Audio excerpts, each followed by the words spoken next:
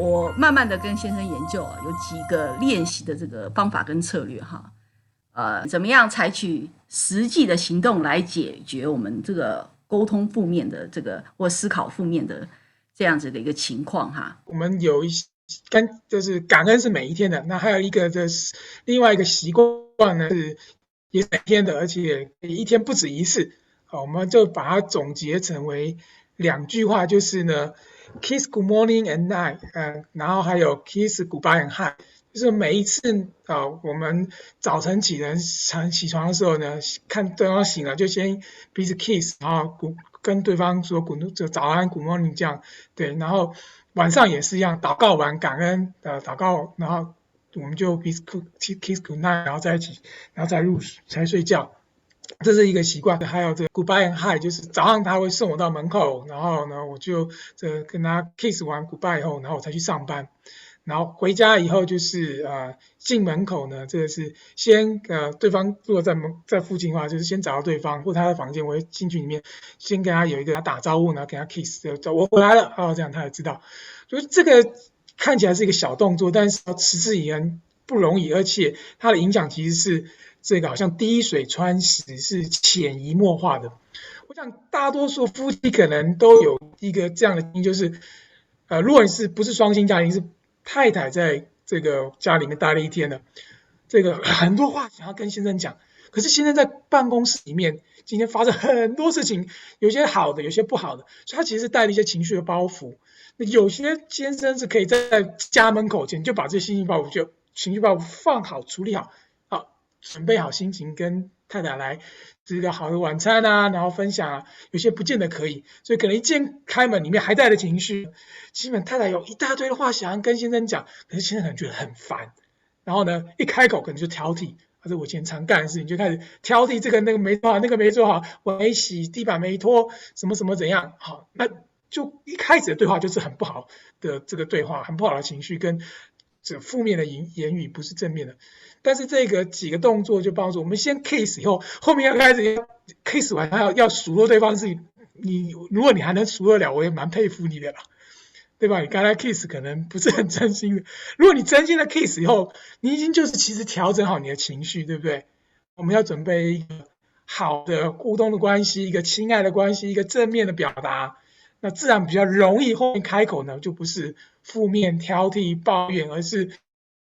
就是太太，你今天这菜做得很好吃然后他就比较多正面。那他后面可能他就问说，你今天怎么样？今天我的上司我的同事给我知道一个问题，这让我很苦恼，才可以那时候再去讲，就比较不会这造成这个关系的破坏。所以我觉得这4个小小的动作呢，但是其实是很重要，影响很重要，而且重要是不断的每一天好几次你是可以这样子操练，至少4次嘛，对不对？那也可以还要好几次，甚至我们在教会里面也是这样，同工们都可以看到，我们会 kiss goodbye， 然后我们再分别的离开，然后或者他有时候我在教会已经工作一整天，他来参加祷告会，就说他进来我就迎接他，然后我们会 kiss， 然后 say hi， 说你来了，然后他们都可以看得到，他自然也在我们的教会里面就知道说其实可以这样表达，夫妻里面可以，有时候当然也会说很羡慕师母，有些时候会给对方一点自己的另外一半的压力，说你看牧师师母这样但不 anyway 就是让他们知道说这样的小小的动作培养在生活里面，实在是可以大大的增进我们彼此的关系，也可以去创造在你的家庭跟你的教会里面去创造一个这样的 welcoming 的彼此欢迎的一个氛围。那我觉得这一点是我觉得我们就是但是有成功到现在还一直保持的在继续去操练的这个部分太棒了。其实就是作为中国人在这方面真的是有难度的。因为尤其是说实在的，岁数再大一点的这些老夫老妻不能说老夫老妻，就是中年以后的吧，那就是从来都是像刚才牧师所讲的从小的那个生活习惯都是从家长那边就是沿袭过来的，根本就在家里没有肢体的这种接触甚至就是都有板有眼的哈，这个名字都是叫的张三李四哈，都是叫的那么严肃啊，根本都不会说表达一下自己什么我爱你之类这种话，就更难了。所以呢，像对这样的就是家庭，我们当然也是呼吁他们可以这么做，但是我相信肯定是有一定难度。那如果不能做到这个，那我们还有什么方法可以真的就是能够表达这个呢？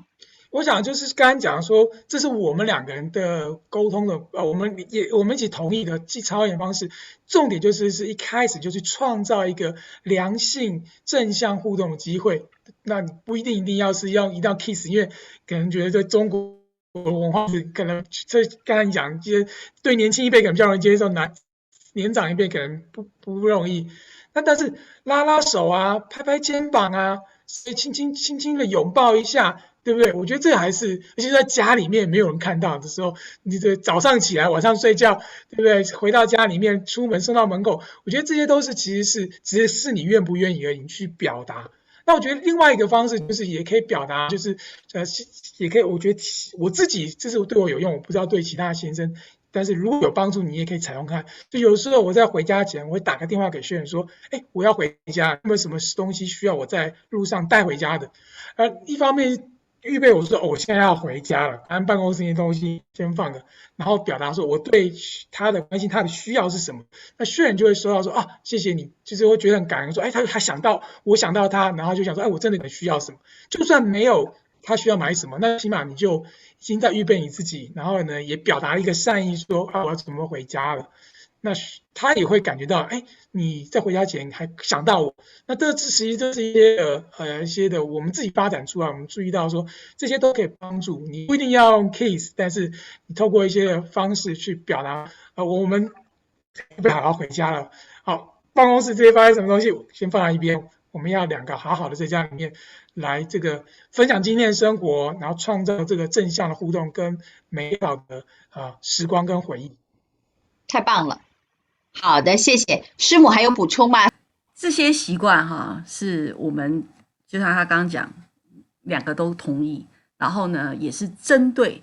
我先生他原来的互动的模式的一个极端的转换我们要先愿意操练这个操练不是做给别人看的，是我们自己愿意。所以 kids good morning, good night, goodbye and hi 就四个时候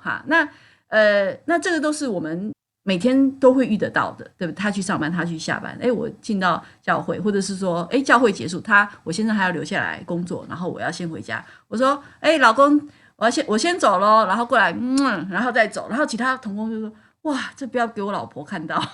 我老婆也会想要，对不对？但是很自然，我们也不是说那我们已经在家已经练，那一开始的养成这个习惯的过程是不容易啊。有时候说，老公，你忘了什么了？对然后再跑回来。有时候会有一段期间的尴尬，但是回到一开始讲的，什么最重要？愿意的心最重要。我们既然知道我们是要创造一个正面积极的互动的文化，我们既然是要创造一个互相祝福、喜乐跟庆祝的文化，我们就要突破我们自己的舒适圈，然后去到一个相反，然后去养成那样一个习惯。那等习惯以后，哇，那就不一样了，对不对？那当然前面我们要同意，然后跟先生讨论，然后最重要是这些其实方法都是可能我们去听讲道啦，或是我们上课的应用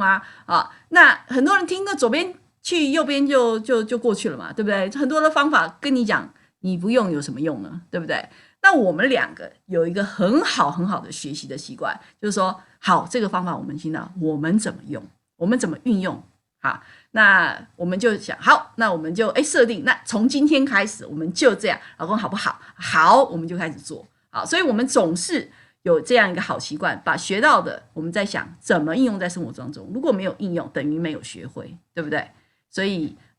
我也鼓励所有的观众朋友，夫妻关系要经营的好方法听到了要用，要实践，不然的话你听过去了，今天这个与你无益只有用了、实践了、练习了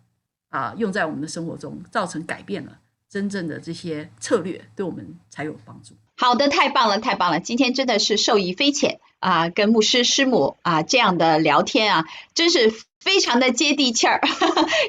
让我知道马上回去就怎么用哈。今天那个凯川也准备跟老公聊一聊啊，看看我们先从第一个开始干啊，就是感恩啊 ，kiss and goodbye 这可能还不太马上能实现得了。一般都搂着猫和狗 kiss goodbye 比较容易哈，